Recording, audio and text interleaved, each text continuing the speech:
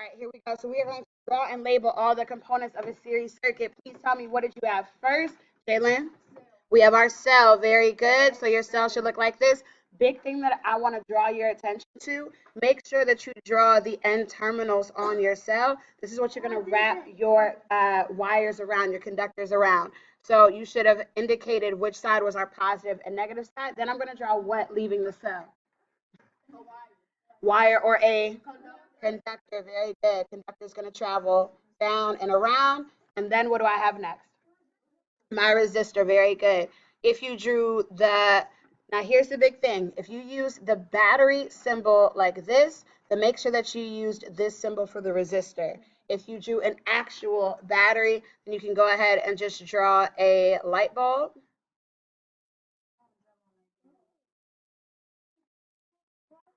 Now remember, the light bulb is also going to have two terminals on it. So we're going to draw just two circles just like this, and then we label it. So if I don't see the words on your paper, your illustration is wrong.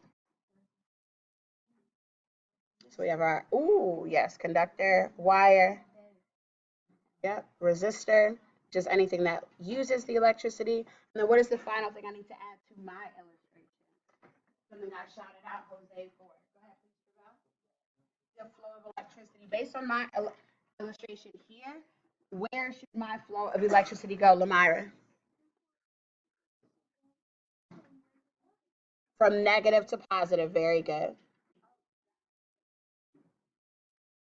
Now, here's one thing that I want to flag for you.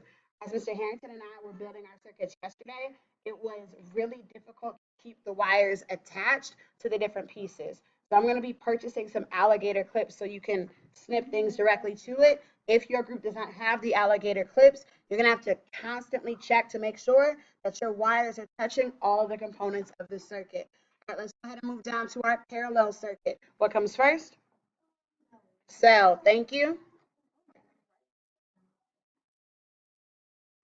Excellent. We're going to redraw the same circuit that we had above.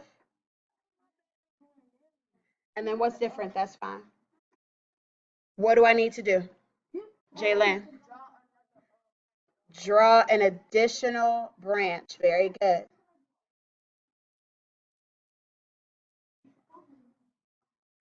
I'm going to indicate. So remember, I'm drawing the actual light bulb. I'm only going to draw the circle with the X if I use this as my battery symbol. Okay? Same thing. You need to make sure that you label everything. So we have our battery / cell, conductor / wire, and our resistor on the inside. Again, based on my illustration, where is the direction of electricity flowing? Jalen? From negative to positive. Very good.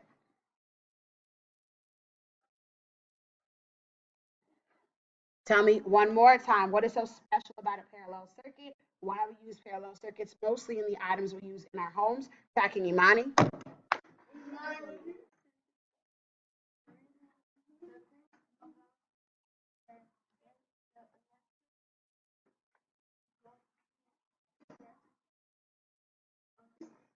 Okay, so that's one piece. It goes to different branches, but what makes electricity flowing through these different branches such a good thing? Tracking Travell.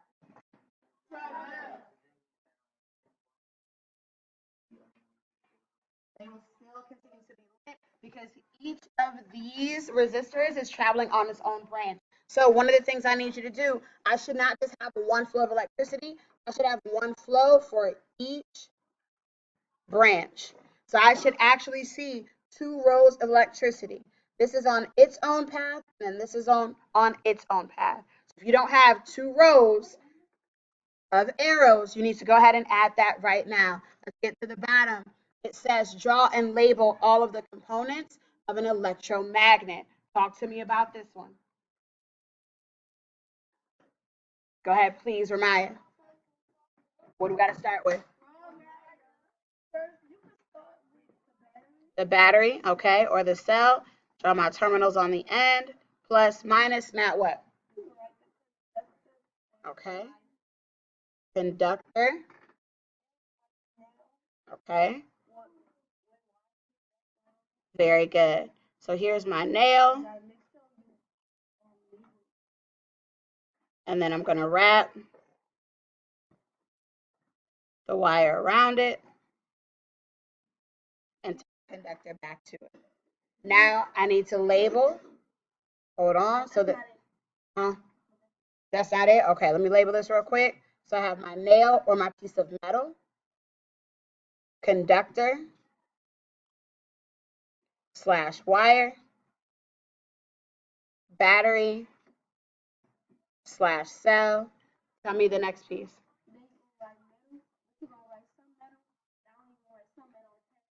Very good. So what I'm going to do is I'm going to use paper clips. I'm going to draw one paper clip here, draw another paper clip here. Okay. And then I'm going to have two paper clips attached. So I'm going to write a very short expression to say the nail has been what? Magnetized. Very good. And it's been magnetized by what? Yes, by the electric current flowing through the conductor. Oh my gosh, you guys are so brilliant. Very good. And because of that, it is not able to do what? Attract other metals. It's like college. That's what it is. We is in college right now. Yes. So we're gonna write the nail has been magnetized. But first, we got to explain why it's been magnetized by the what? By the electric current. Very good. By the electric current. What do I say next? And can now attract metals. Very good. I'm so glad you didn't say pick up. You know what I'm saying? Like when it can pick up the, no, it attracts the metals. Very good. And can now attract metal.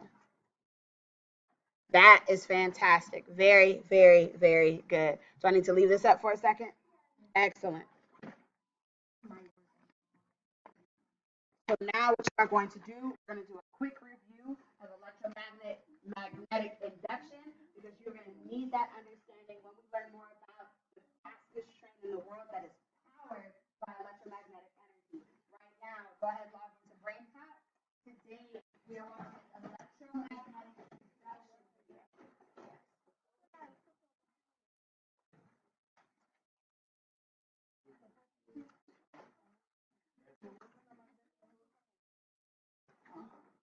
No, I'm not actually. Yes. Yes. Take a look at your responses. So what was the scientific question in today's video? That was simple. Tracking leaky pool. Leaky pool.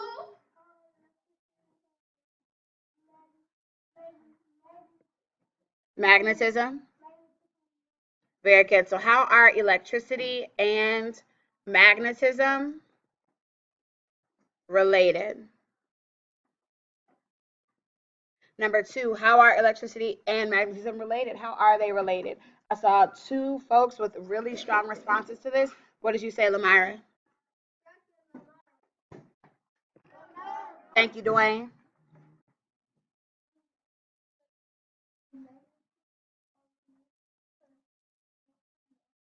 Hold on. And magnetism are related because, go ahead.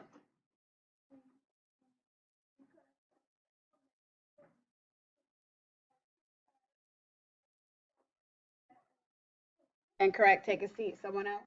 Ramaya.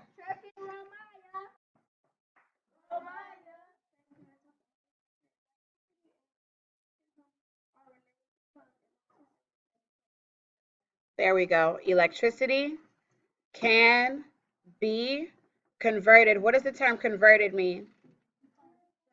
Transformed or changed. Very good. So you didn't get this down right. You need to fix it right now. Can be converted to magnetism. And vice versa, which means what? Magnetism can be converted to electricity. Very good. So electricity and magnetism are related because electricity can be converted to magnetism and magnetism can be converted to electricity. So you need to have both of those components. Can be converted, destined, that's your warning, converted to, I can't stand them, electricity. Who is Hans Ørsted? That's Bunny.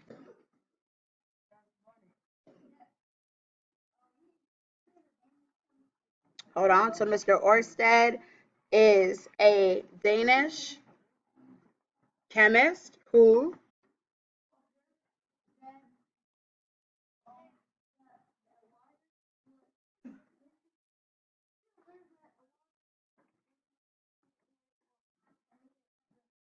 okay, that a wire with an electric current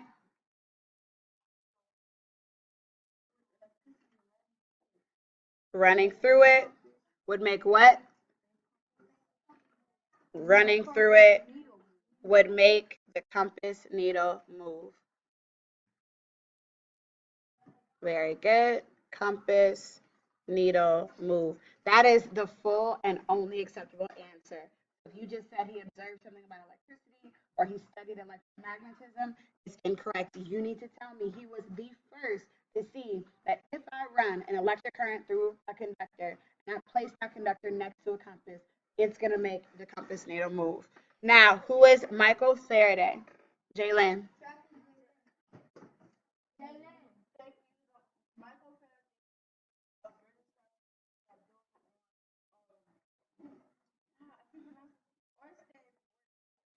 In what way? Someone's got to build on that. So specifically, how did he build on Orsted's work? Oh.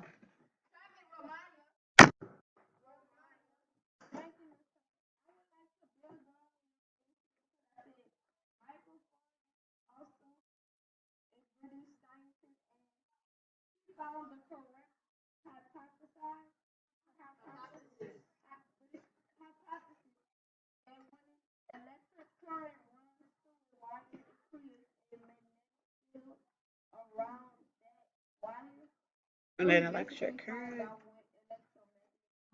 Very good. So he found that when electric current is placed, did he say placed over a metal object or just an electric current?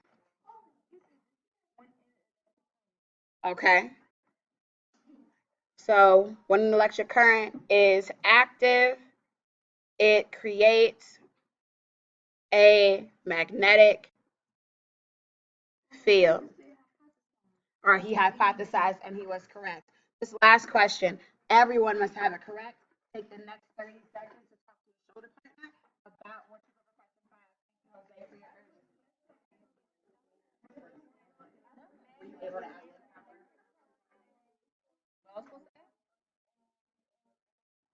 It's improper. This one on there, yeah. I was talking about today. No, I didn't add that on there. So nobody asked how much you get at. You are consistently getting yourself in trouble. Take your seat. I didn't add that. You add one of those on there? Yeah, so that's why I texted you last night. That's what you said? Oh, but I left my laptop, so I can do that anyway. Okay, thank you. But I can do it now. What is it? So add just one of the improper fraction The problems. improper fraction is one that involves mixed numbers. Okay. Is that okay? It's improper fraction. Yes, it's good. How did they do in that actual lesson It today? was good. We got the vision was. They like to divide, multiply, bring on top. It's phone. Yeah, they got it good. The lesson was perfect. Perfect amount of stuff. Yeah. Gotcha. Okay. Can you just, like I said, just make the rest of the comments for the last two classes though? On the paper? They're not doing it online? Or you have them do it both? The only other thing is with the coverage, the students is from here, I'll be to you. I let her know here at 1 o'clock. Is that okay? I know, that's the absolute, the only reason why I can't is because I have to cover lunch intervention. So I'll see if she can come earlier, but as soon as she has to write it down. That's fine. Yes.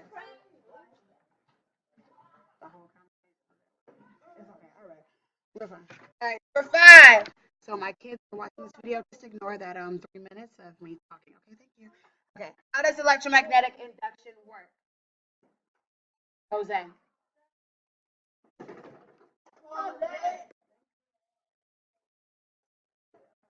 I'm gonna put EMI, electromagnetic induction. Go. Hold on one second. There's a lot of tapping. Thank you. Works one.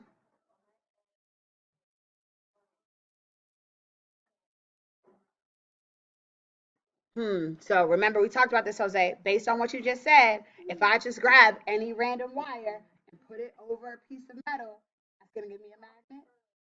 What is he missing in his response for it to actually be magnetized? Malik, no. He said the wire. He said coiling the wire around a piece of metal. What is he missing?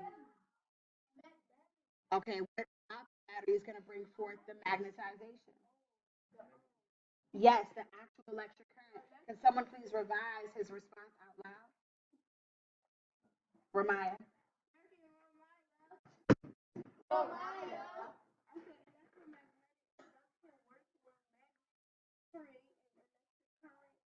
Stop. The magnet doesn't create the electric current. Have a seat. I need somebody. Huh?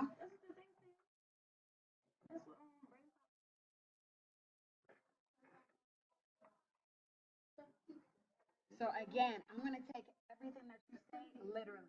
A magnet by itself is not creating, or I'm sorry, a piece of metal by itself cannot become a magnet. We just said the piece that we are forgetting. Go ahead.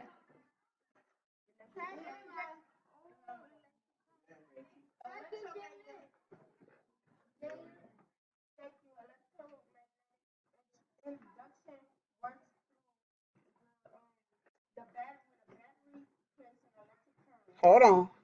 So a battery. Hold on. My pencil went out. A battery creates an electric. So Dwayne, you can't wait for my paper because I'm not giving it to you. You have to be in class, involved, like everyone else. Okay, a battery creates an electric current.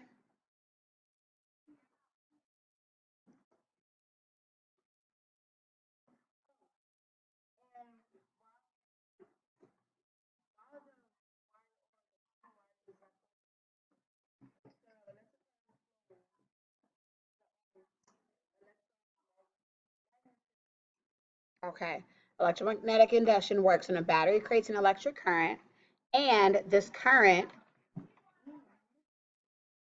travels around a piece of metal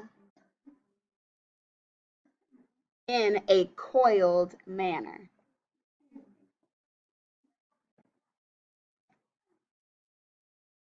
This creates an electromagnetic field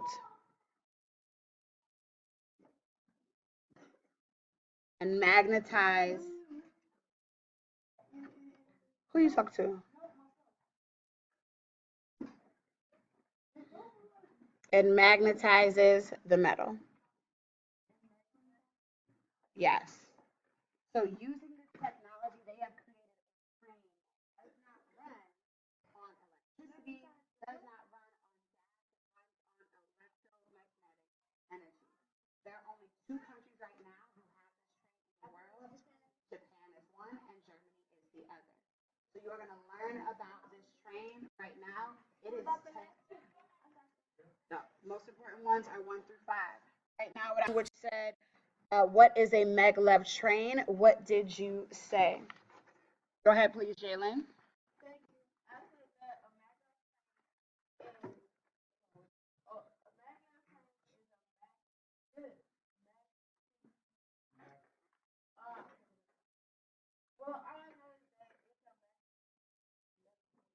A magnetic levitating train. Thank you. Let me get computers down in 5, computers down in 4, 3, 2, and 1. Thank you. So what you should have said is that it is a magnetic levitating train. What does the term levitating mean? Yeah. Hover or float, okay? So this train, most trains that we see, they are going directly on the ground. They are directly touching the tracks. This train is floating. It is hovering. Let's take a look at number 2. Why doesn't any friction occur on the maglev train? Destin.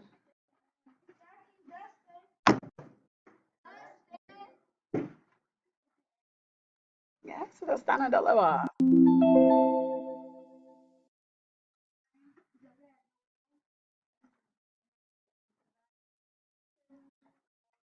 Yes, for the details. And I had that same fact, Dustin. So this is my response. No friction occurs on the maglev train because it is hovering 10 millimeters above the track or off the track. Now, even though there's no friction with the ground, what type of resistance does the train experience? Travell? Air resistance. Very good. Let's go to number 3. How do magnets repel? I'm talking about any type of magnet. How do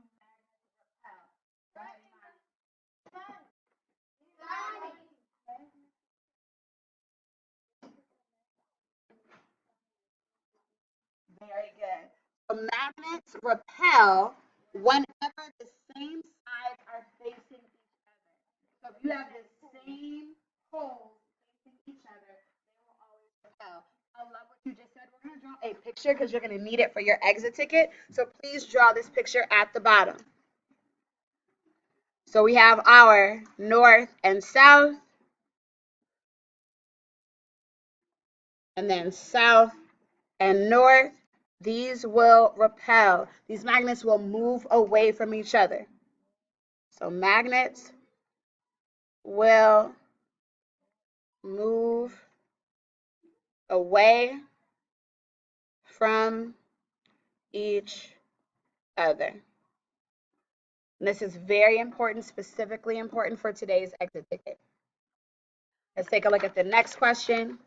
It says, how have the Japanese used the force of repelling on their version of the maglev train, which they call the JR maglev train? The JR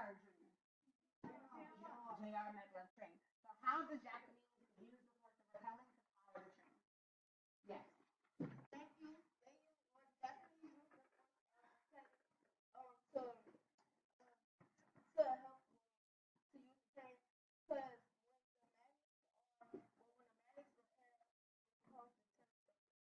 Very good. Oh, we were paying attention. So what I have is the Japanese have placed same pole facing magnets, sort of just like what you said, on the bottom of the maglev train and the bottom of the tracks, or the top of the tracks rather, so that the train hovers or levitates. So the track is actually made of like a north pole magnet. The bottom of the train is also north, and therefore they can't come into contact. So the train is hovering above. Very good. Let's go to number 5. How is the German train different? So the Japanese use the repelling forces. What do the German use? Tracking Jose.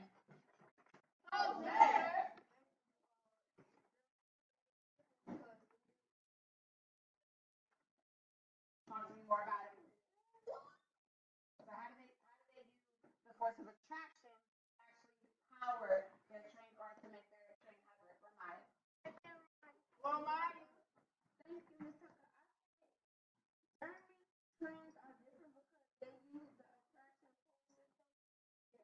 They're hovering, they're hovering electromagnetic, which is just a piece of metal with wire coil around it. And when you put some current through that wire, it attracts like so when you switch that current off. Very good. So the piece that I'm missing from your response is that they're doing this rapidly.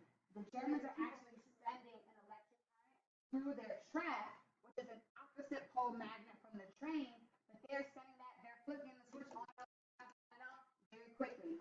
So in reality, the train is actually dropping and falling, but because it's happening so fast, it creates this what? This levitation or this hover. So putting that all together, what I said is that the German train uses a system of attracting for opposite poles and rapidly switching an electric current is what it should say. So I'm going to add that. The electric current on and off to create the levitation above the tracks. All right? I think the Japanese system is smarter because it's foolproof. We know that two magnets of the same poles will never come together. If the electricity runs out, like if the Germans have a power outage, the train's just going to drop and they're not going to be able to use it. So, Japanese won that one. How fast does the train travel? What was the fastest speed that you heard in the video? Go ahead, Angel.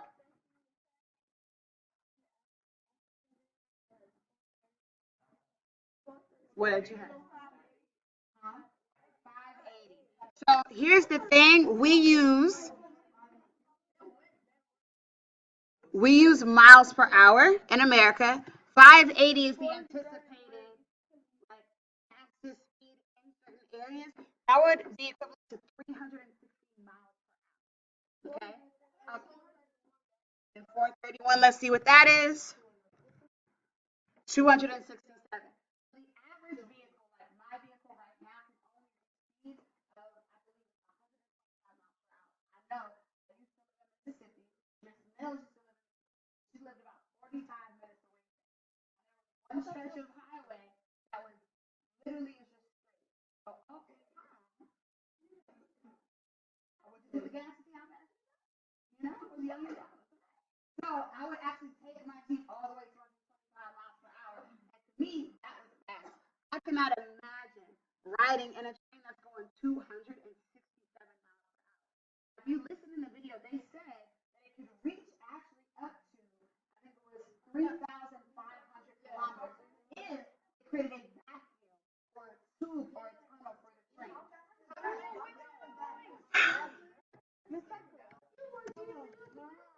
2,000 miles per hour, which is why they said that this train would literally be able to reach, like, if we're putting it in the United States, literally from like New York to California in a matter of hours, which takes 3 days. Yes.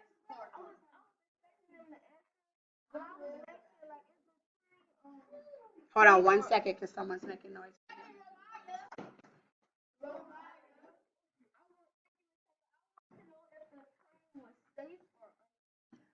So I think that's a great question. The majority of the reason why the trains that we have get into accidents is because of the friction between the track and the wheel. Or if there's something wrong with the track, the train can actually derail itself on turns and fall over. The way that this train works, because it's magnetic and it's attracted, it's sort of like bound to the track and levitating. In this way, I do believe that this would be slightly safer. I have not heard of any accidents on the maglev train. However, at this speed, if this train were to get into an accident or were to derail, you can almost guarantee it would be fatal and much more horrific than any like train accident we've seen thus far. So that's the thing. Even though our trains have more accidents, if this people get in accidents on trains, they survive. If this flies off the track, ain't nobody walking away. You know what I'm saying? Ain't nobody going home. Okay. I mean, they're going home. They, you know what I'm saying? Here we go. So 431 is what I heard. It's about 287 miles per hour. Seven. And remind struggle to find this one. Why haven't many countries decided to do this? Why don't we have a maglev train here?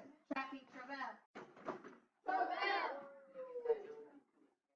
Very good. And that's it. Summary needs to be done. We've got to get to our exit. We only have 7 minutes left. I don't know how that happened.